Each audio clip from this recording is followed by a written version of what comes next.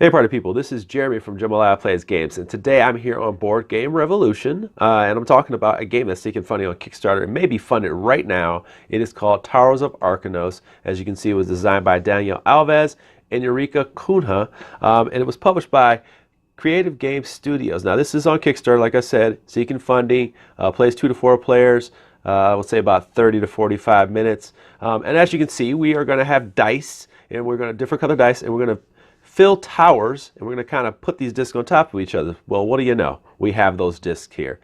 So let's just kind of get to it. But as you can see, we're schools of sorcerers, and we have our masters.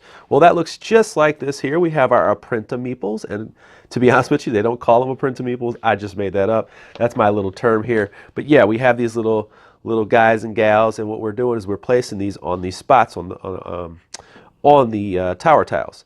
And this is worth 2 influence points, and these are worth 1. And as you can see, these sorcerers, these apprentices can go out here on the spell book, which I'll cover, and they also go out on these spaces on the tiles. Now there are only 3 spaces on the tiles, and they are in the different areas here. I have some workers out here just to kind of show you how they are placed. Well, let's just talk about the tiles. Actually, you know what? Let's go ahead and say what's going on here. So the game is played over 9 rounds, and if it's a 2-player game, it would be 8 rounds. But you're basically, this is your score chart. There will always be 1 extra die, so there'll be 1 more die than players. And in a 2-player game, you're going to have 5 because you go twice. So you would do 1, 1, 1, 1, and then there'll be extra die goes here. And this is also how you score. So we'll get to that later. So let's talk about these tiles. These are the outer tiles, and as you can see, they have die on them. Those are the die conditions. So you see 1, 3, 5 of orange. That's the only thing you can do when you place there. Same thing here. You have a choice. You have pink and purple, but you only can have a 5 or 6 pink or purple. And the thing is they can be the same number twice. As you can see, there's a 6 and a 6 pink.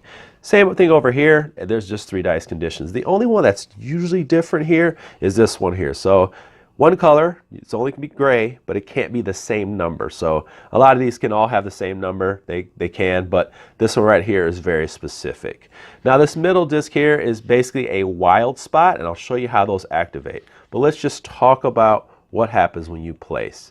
So you have these 3 places here. When you place a die and fit the condition, you will place your worker and the die on top of here. So you would actually put a meeple here, and then you would put the die here. And this is important for influence, and you also get to activate this. So that would give me 2 points when I place my die here. If I place here, this will be according to height. So I would put the die here, and then I would score according to how high it is. So let's just say I put one of my workers here. I would get 2 points because this is too high. Okay, makes sense? Then we have our last spot, which is on the left of the tile. And the left of the tile, it says, hey, when I place here, whatever number I put, so let's say I put a 2 here, like that, I would get to take one of my other meeples here and put it on the 2 spell. So I might as well just talk about spells. All these are just die manipulation things. So they're going to move up the pips on dice. They're going to replicate all the powers. They will substitute a die color for another die color, switch dies in and out, add a die, replace a die. There's a lot of different cool little powers in there, and I'm sure they're going to unlock some more if they do fun. But I just want to show you that. And then here in the middle tile, this middle tile is a wild tile, and it replicates this little magic spot that we just covered. So if you place anything here, especially if you just have dice you just don't need, then you place it here, and whatever number you put down, you will get that spell. Okay. So, for example, like this one here, I put a yellow guy down here and a 4, and guess what I have right there? A 4 spell. But I also can do something like this. If I don't want to do that, I can actually just take one of my meeples and put it over here, because this is still an area influence game. I just don't get that power, but it helps with influence to score points. And that's pretty much it. So let me just get to a turn. I'm going to roll 5 dice here and try to resolve a turn as quick as possible, so you at least have an idea of how these tiers work, how the scoring works, and things like that. So let's just get to it. Those are decent rolls. So what I'm going to do is I'm going to go ahead and establish dominance as the left player here, the yellow player here, because I'm all about that dominance base. That's just me. So I'm going to put my little worker here. I have a 3, I have an orange, and I'm going to do that. So now I get 2 points. I'm going to grab these 2 points from over here. I don't like to chase with the camera. You can put these down, face down if you want. And now we're over to the red player. So the red player really only has this amount of workers, and that's kind of what I'm working with. But I do have spells. I can change this die, change any die to another color, or I can replicate any of these powers to fit the build for what I want. I'll tell you what, just for the sake of quickness and clarity, what I'm going to do is I'm going to use this power. It says use your die as if it was any other color. So I'm going to use this power, okay? And then I'm going to put my die here and use it as a pink, okay? So I'm going to use it as a pink. Put my worker there. I got to put my worker there. All right, let me do that. Okay. And first of all, I do get that power. So I get that power, and that was basically the power. I'll bring it over here so I don't have to reach all the way over. But that's this one right here where I get to place another worker. So you know what I'm going to do? I'm actually going to go right back and place that right there because I like having that substitute. Now I get to score this tile here. So this little tower. So as you can see, I have 1, 2 here as a red, okay, and I only have 1 here as a yellow. So this is dominated here. These workers come out. I keep saying workers. We're just going to call them a print meeple. Sorry. Okay, I'm making this up, so it's mine. So since I was on an outer tile, okay, the red player would score 6 points. So I'm just going to grab this 6 right here. Okay, toss it on here. Remember, like I said, multiplayer, you can flip it over and things like that. And then this one, let's see, the yellow would get 4. All right, so I'm going to grab 4. Done. Cool beans. All right, now how do I replace this tower? What I'm going to do is take one off the top randomly. This happens to be the one that you saw already, but I'm going to put it up there on top. And now here's the difference. I will score this differently now. This spot's the same. This one scores the same, but this one now will be worth 1, 2 points. All right, and that's pretty much the run of how a turn works, but I'm going to go ahead and just close this one out too.